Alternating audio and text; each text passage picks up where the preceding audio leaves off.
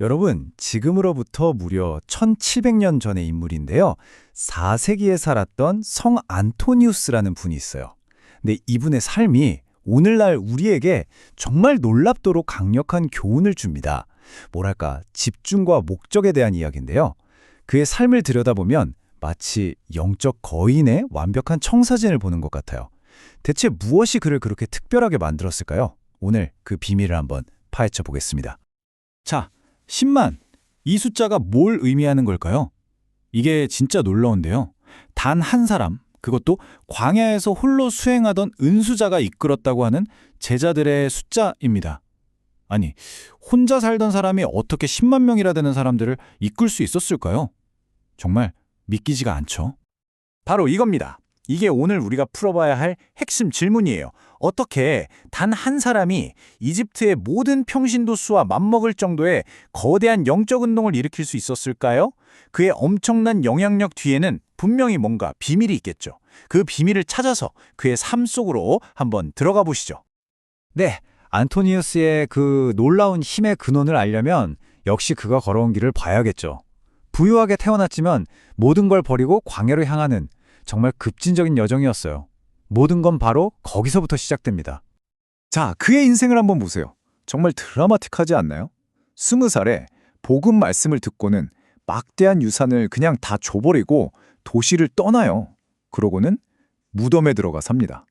거기서 엄청난 영적 싸움을 겪죠. 그리고 34세는 무려 20년 동안 완전한 침묵 속에서 깊은 사막으로 들어가 버립니다. 그가 다시 세상에 나와서 사람들을 가르치기 시작한 게 54이었어요. 이런 극단적인 삶, 바로 이게 그의 말에 무게를 실어주는 권위의 원천이었던 거죠.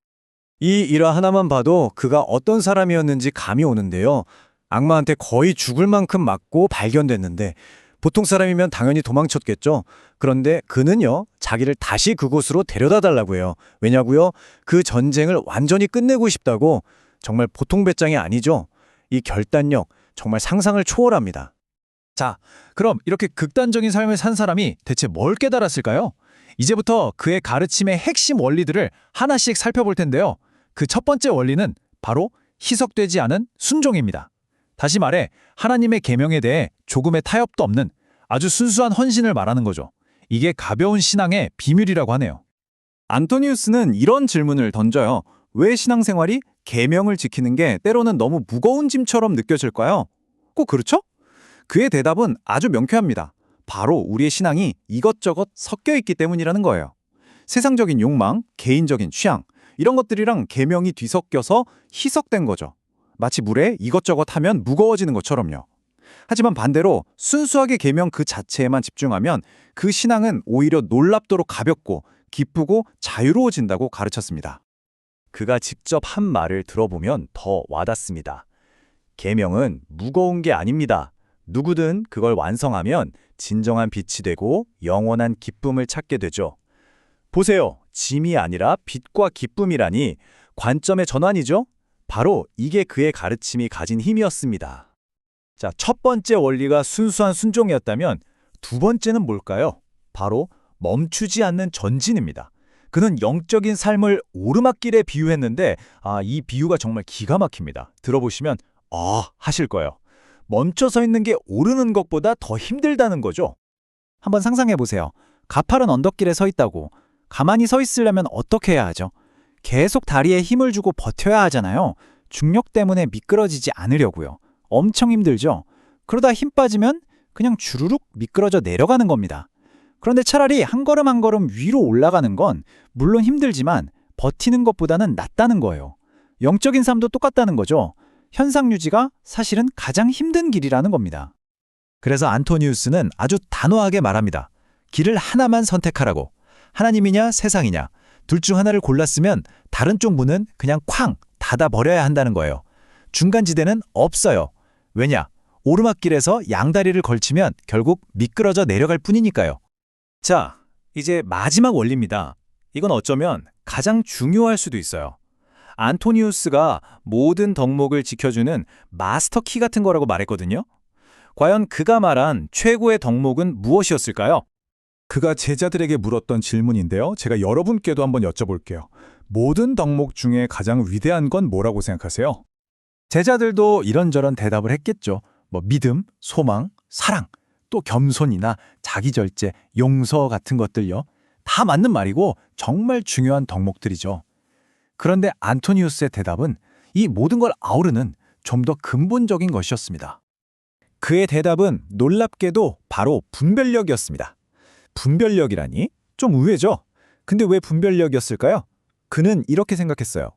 분별력이 없으면 아무리 좋은 믿음이나 사랑, 겸손 같은 덕목이라도 너무 한쪽으로 치우쳐서 오히려 독이 될 수 있다는 거죠. 예를 들어 사람이 집착이 될 수도 있고 겸손이 비굴함이 될 수도 있잖아요. 바로 이 분별력이 모든 덕목이 제자리를 지키도록 하는 중심을 잡아주는 저울추 같은 역할을 한다는 겁니다. 실제로 그는 이 분별력을 일상에서 보여줬다고 해요. 예를 들어 누가 찾아오면 그 사람이 영적인 목적으로 온 건지 아니면 세속적인 목적으로 온 건지 바로 알아챘대요. 그래서 제자들한테 이렇게 알리게 했죠. 영적인 순례자는 예루살렘에서 손님이 오셨다고, 세속적인 방문객은 이집트에서 손님이 오셨다고요. 딱 구분한 거죠. 그의 분별은 더 깊은 곳까지 들어갑니다. 심지어 눈물에도 두 종류가 있다고 봤어요. 첫 번째는 혼적인 눈물. 이건 그냥 내 개인적인 상실감이나 좌절감 때문에 흘리는 눈물이에요. 성경에 나오는 에서가 장자권을 잃고 울었던 것처럼요. 그런데 두 번째는 영적인 눈물이 있어요. 이건 회개를 통해 영혼을 깨끗하게 하고 오히려 깊은 기쁨과 힘을 주는 눈물이죠. 같은 눈물이라도 그 근원이 완전히 다른 거예요. 이 묘묘하지만 결정적인 차이를 꿰뚫어 보는 것. 이게 바로 분별력의 힘입니다. 자, 정리해볼까요? 순수한 순종, 멈추지 않는 전진, 그리고 모든 것의 균형을 잡는 분별력. 이 세 가지를 평생에 걸쳐 살아낸 안토니우스. 그가 우리에게 남긴 진짜 유산은 뭘까요? 이 이야기는 정말 많은 걸 생각하게 합니다. 그가 20년 만에 동굴에서 나왔을 때 나이가 54이었거든요. 근데 사람들이 보고 깜짝 놀랐대요. 모습이 20년 전이랑 똑같았다는 거예요. 살이 더 찌지도 마르지도 않은 완벽하게 균형 잡힌 모습이었던 거죠. 이거야말로 그가 평생 추구했던 분별력 있는 삶이 어떤 건지 몸소 보여준 살아있는 증거 아닐까요? 그는 마지막 순간까지도 제자들에게 딱딱한 규칙을 강요하지 않았어요. 대신 따뜻한 유산을 남겼죠. 형제들이여, 선조들이 남긴 축복을 소중히 여기고 그분들의 삶을 따라 사십시오. 그것이 진짜 유산입니다. 이게 그의 마지막 말이었습니다. 지혜를 물려준 거죠. 안토니우스의 삶은 오늘 우리에게 깊은 질문을 던집니다. 여러분은 어떤 유산을 남기고 싶으신가요? 돈이나 명예 같은 거 말고요. 진짜로 다음 세대, 그리고 사랑하는 사람들에게 남겨주고 싶은 당신만의 진정한 유산은 무엇인가요?